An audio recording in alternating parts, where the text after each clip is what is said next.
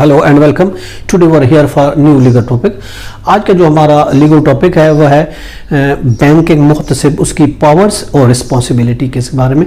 Banking मुहतसिब जो होता है, गवर्नमेंट एक बैंकिंग मुहतसिब मुकर्रर करती है बैंकों की शिकायत के लिए, तो उसको हम उसकी हम पावर्स के बारे में और उसकी हम रिस्पॉन्सिबिलिटी के बारे में। देखिए, जो मुहतसिब है वो हाई कोर्ट के जज के बराबर उसको तनख्वाह भी मिलती है, मर्रात भी मिलते हैं और उसको हटाया भी जा सकता है। मुहतसिब को, जो बैंक में मुहतसिब है, अगर वो मिसकंडक्ट करता है, किसी मिसकंडक्ट की वजह से या जिस्मानी और या जहनी उसकी नाअहली हो जाती है, इनकम्पिटेंसी हो जाती है, या अपने वो जो ड्यूटीज़ है सही तरीके से अंजाम नहीं दे रहा होता, तो उस सूरत में उसको फारिग भी किया जा सकता है। हाँ, वो अपील फाइल कर सकता है सर्विस ट्रिब्यूनल में। अगर अपील वो विन करता है तो उसको दोबारा से रीइंस्टेट कर दिया जाएगा।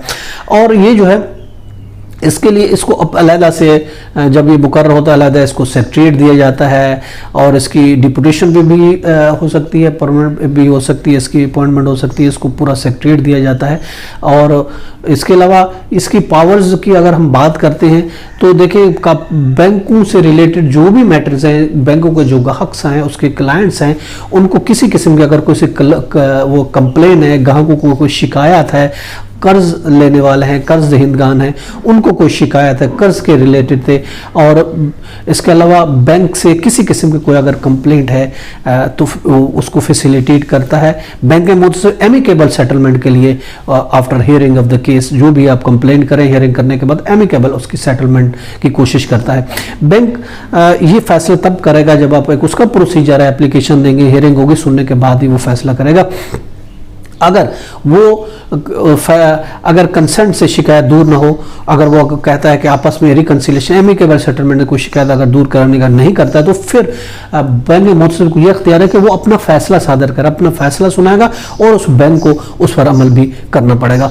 पाकिस्तान में जितने भी बैंकिंग रिलेटेड मैटर्स हैं उसमें इसको पूरा अख्तियार दिया गया। अगर बैंक कवायद और ज़वाबित की कोई खिलाफ वर्जी कर रहा है और इसके अलावा पब्लिक जो लाज हैं, उनके बेनिफिट्स हैं, उसकी खिलाफ वर्जी कर रहा है, तो उस सूरत में बैंक मुहतसिब के पास कंप्लेन की जा सकती है। यानी डिले है, फ्रॉड है, हो रहा है, कोई मैटर्स है, किसी चीज़ में वो जानबूझकर डिले कर रहे हैं और इसके अलावा पेमेंट में डिले कर रहे हैं, और इसके अलावा फ्रॉड है किसी पेमेंट पे, कोई लेन देन में, और इसके अलावा कलेक्शन ऑफ द चेक्स के मैटर में कोई चीज़ है, ड्रॉफ्ट है, ट्रांसफर ऑफ द फंड के बारे में किसी को कोई शिकायत है, फ्रॉडुलेंट अनऑथोराइज्ड विड्रॉल हो जाती है, उस पर भी हम कंप्लेन कर सकते हैं।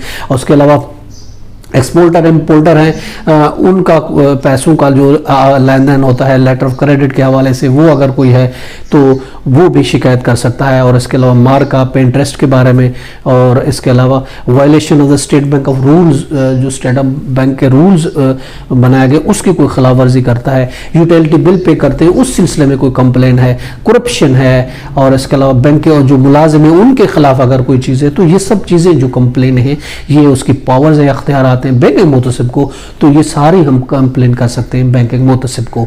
ये तो हमारा आज का टॉपिक। इसके साथ इजाजत। Have a nice day. अल्लाह हाफ़िज़।